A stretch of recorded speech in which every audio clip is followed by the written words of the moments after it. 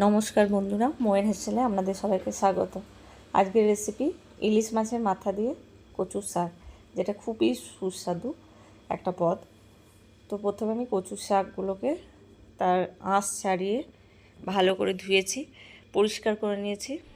এবার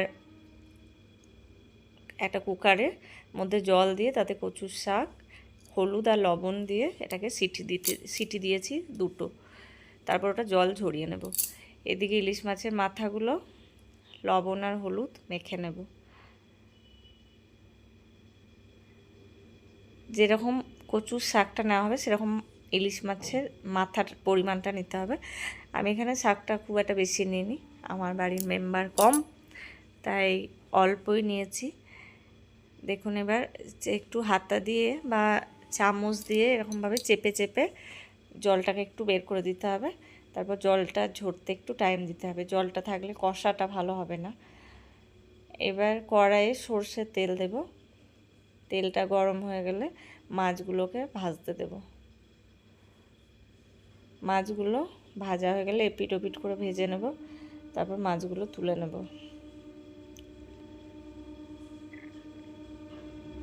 যারা ইলিশ মাছ ভালোবাসে তারা ইলিশ মাছের মাথা দিয়ে কচুর শাক ভালোবাসে না এরকম হতেই পারে না।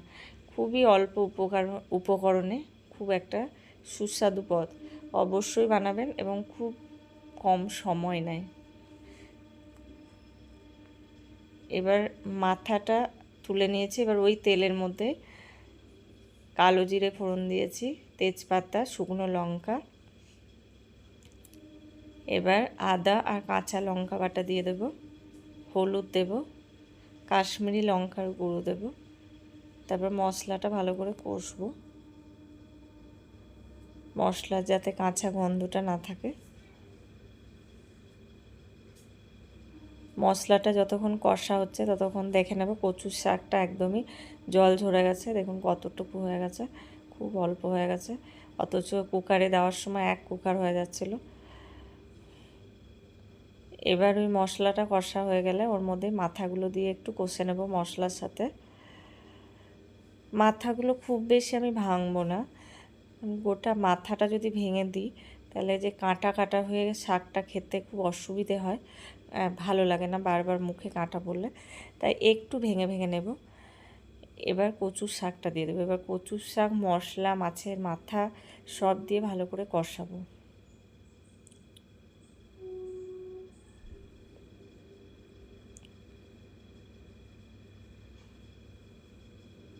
একটু সময় নিয়ে কষবো। তারপর পরিমাণ মতো লবণ আর চিনি দেব।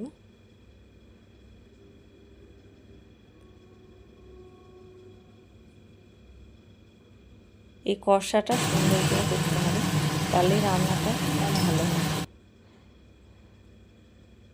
লবণ আর চিনি দেওয়ার পর আবার একটু কষে নেব। লবণ দেওয়ার জন্য একটু জল বেরোবে। আমি এটা ঢাকা দেব যাতে মাছের সাথে শাকটা, মশলা সব ভালোভাবে মিশে যায় এবং মাথাটা সিদ্ধও হয়ে যায়। দেখুন একদম কষা হয়ে তেলটা কেমন ছেড়ে এসছে। এরকম অবস্থায় আমি কয়েকটা কাঁচা লঙ্কা চিড়ে দিয়ে দেব, জাস্ট ফ্লেভারের জন্য। ঝাল হবে না রান্নাটা একদমই। এবার এটাকে আমার সময় নিয়ে নিয়ে ভাজতে হবে, বেশ কিছুটা সময় নিয়ে এরকমভাবে ভাজবো। যতটা আমি এরকম এর যে রসটা এরকমভাবে কষে কষে এটাকে জলটা যতটা মারতে পারবো ততই এর টেস্টটা বেশি হবে। অবশ্যই বানাবেন। ভিডিওটা ভালো লাগলে লাইক, শেয়ার এবং কমেন্ট করুন।